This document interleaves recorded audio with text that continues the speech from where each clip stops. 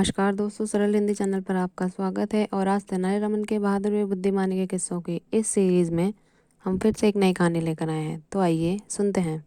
विजयनगर में पिछले कई दिनों से तोड़फोड़ की घटनाएं बढ़ती जा रही थी। राजा कृष्णदेव राय इन घटनाओं से काफ़ी चिंतित हो उठे। उन्होंने मंत्री परिषद की बैठक बुलाई और इन घटनाओं को रोकने का उपाय पूछा। पड़ोसी दुश्मन देश के गुप्तचर ही यह काम कर रहे हैं। हमें उनसे नरमी से नहीं, सख्ती से निपटना चाहिए, सेनापति का सुझाव था। सीमा पर सैनिक बढ़ा दिए जाने चाहिए ताकि सीमा की सुरक्षा ठीक प्रकार से हो सके, मंत्री जी ने सुझाया। राजा कृष्णदेव राय ने अब तेनालीराम की ओर देखा। मेरे विचार में तो सबसे अच्छा यही होगा कि समूची सीमा पर एक मजबूत दीवार बना दी जाए और वहाँ हर समय सेना के सिपाही गश्त करें। तेनालीराम ने अपना सुझाव दिया। मंत्री जी के विरोध के बावजूद राजा कृष्णदेव राय ने तेनालीराम का यह सुझाव सहर्ष मान लिया। सीमा पर दीवार बनवाने का काम भी उन्होंने तेनालीराम को ही सौंप दिया और कह दिया कि 6 महीने के अंदर पूरी दीवार बन जानी चाहिए। इसी तरह 2 महीने बीत गए, लेकिन दीवार का काम कुछ आगे नहीं बढ़ सका। राजा कृष्णदेव राय के पास भी यह खबर पहुंची। उन्होंने तेनालीराम को बुलाया और पूछताछ की। मंत्री भी वहां उपस्थित था।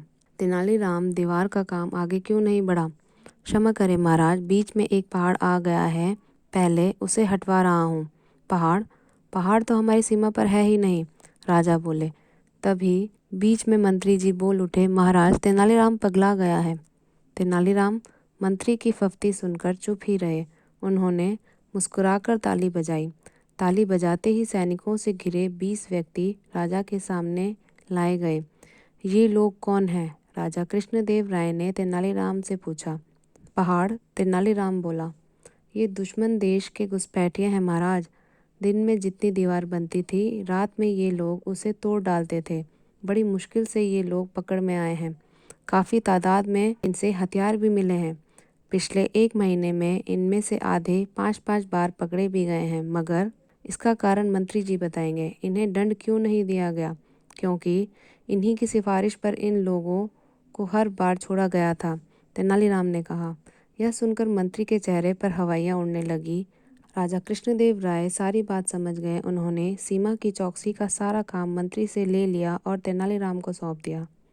आप सुन रहे थे तेनालीराम की कहानी सीमा की चौकसी को सरल हिंदी चैनल पर। धन्यवाद।